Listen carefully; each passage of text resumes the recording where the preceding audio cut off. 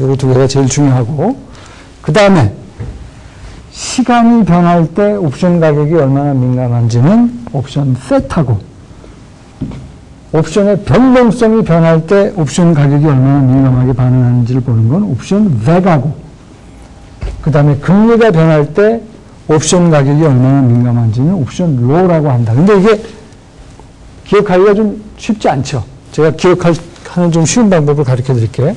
일단 시간에 대해서 옵션의 민감도를 나타내는 건 시간이 타임이잖아요. 그게 같은 t로 시작합니다. 옵션 세이타. 세이타가 t로 시작하니까 시간에 대한 민감도구나. 이렇게 기억을 하세요. 영어로 변동성이 volatility입니다. volatility. V로 시작해요. 따라서 옵션 vega는 옵션 가격이 변동성, 같은 V로 시작하니까 변동성에 대한 민감도를 나타내는 거다라고 기억을 하십시오. 그 다음에 R은 통상 글쎄요, interest rate, rate. 그러니까 이 R을 그 금리랑 연관시켜서 rate로 기억을 하시면 이 row가 금리랑 연상이 돼서 금리에 대한 민감도를 나타내는 거다라고 기억을 하실 수 있을 것 같아요. 참고로 옵션에 영향을 미치는 여러 요인들과 옵션과의 관계를 이 그릭 레터를 통해서 그 민감도를 봤는데, 옵션 행사 가격은 이건 정해진 값이기 때문에 이거는 또 별도로 취급을 우리가 안 합니다. 물론 행사 가격이 다를 때 옵션이 in the money냐, out of money냐, at the money냐로 나누긴 하죠. 근데 이렇게 그릭 레터로 표시는 안 해요. 이거는 블랙쇼스 모델을 가지고, 우리가 블랙쇼스 모델, 여기 간단한 모양은 제가 보여드리고 있고, D1, D2로 또 복잡한 또 공식이 나오는데, 그 수학적인 공식을 가지고 1차 미분하는 값들이 블랙쇼스 모델의 경우 옵션 델타는 ND1의 값으로 표현이 되고, 옵션 세이타는 마이너스 값으로 표현이 되는데, 이렇게 복잡하게 나옵니다.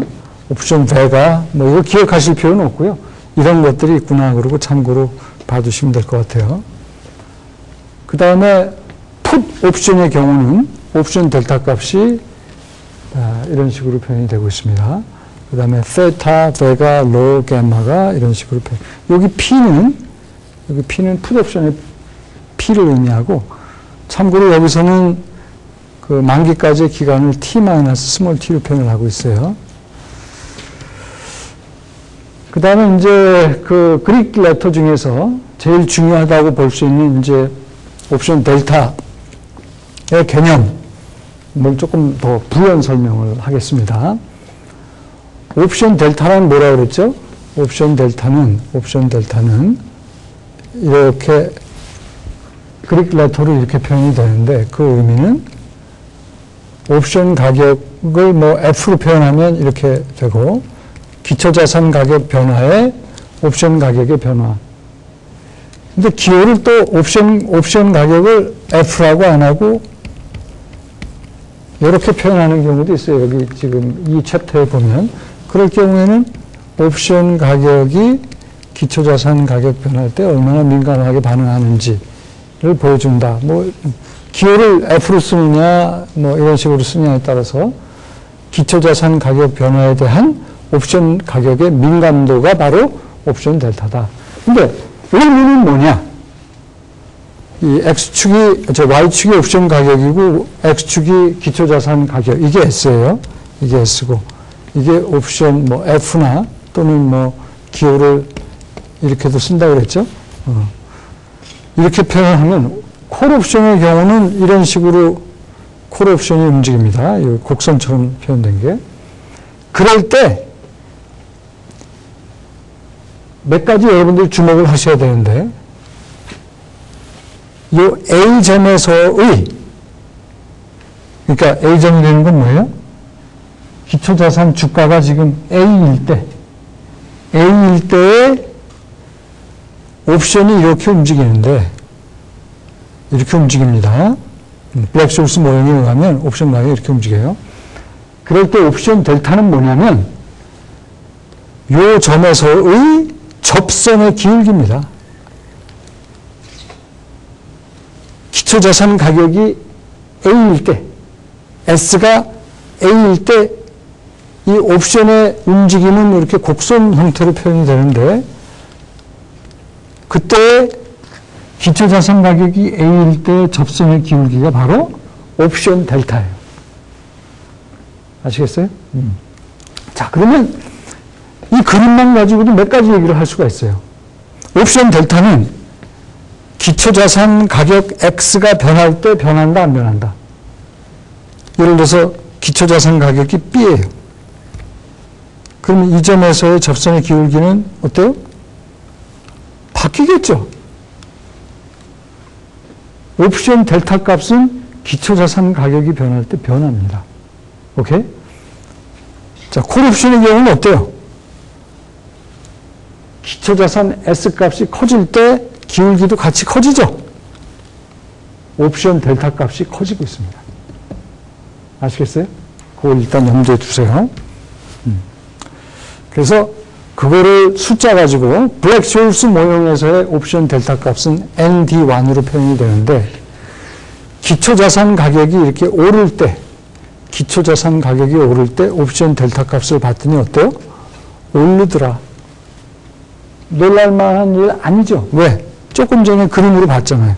기초자산 가격이 오를 때 기울기가 점점 가파래지죠? 그 얘기는 옵션 델타 값이 커지는 거예요. 아시겠어요? 블랙쇼울스 모형에서는 옵션 델타 값이 ND1으로 표현이 되고 그 값이 이렇게 커지는 걸 우리가 확인할 수 있었습니다. 풋옵션의 경우는 어떻게 될까요? 풋옵션의 경우는 똑같습니다. 이게 지금 풋옵션 가격이고 풋옵션 가격 이게 기초자산 가격이에요. 그럴 때 풋옵션은 어떻게 움직여요? 여기 지금 곡선으로 요게 풋옵션의 움직임이에요. 여기 풋옵션의 움직임. 이게 풋옵션의 움직임인데 그럼 이런 경우에 옵션 델타가 뭐냐? 일단 기초자산 가격이 어디냐에 따라 다르죠. 기초자산 가격이 여기면 요 점에서의 기울기예요. 이 곡선이 풋옵션 가격의 움직임이고 기초자산 가격이 A일 때 A랑 만나는 점에서 접선의 기울기가 바로 이 시점에서 이 풋옵션의 옵션 델타 값입니다. 자, 이 시점으로 가면 접선의 기울기가 또 바뀌죠. 기초자산 가격이 어디냐에 따라서 뭐가 바뀐다? 기울기가 바뀌면서 옵션의 델타 값이 바뀌어요. 콜인 경우도 그렇고 풋인 경우도 그렇습니다. 오케이? 자, 재밌는 거는 콜 옵션의 경우 기초자산 값이 오를 때 기울기가 어때요? 점점 가파라졌죠. 그러면서 옵션 델타 값이 커졌습니다.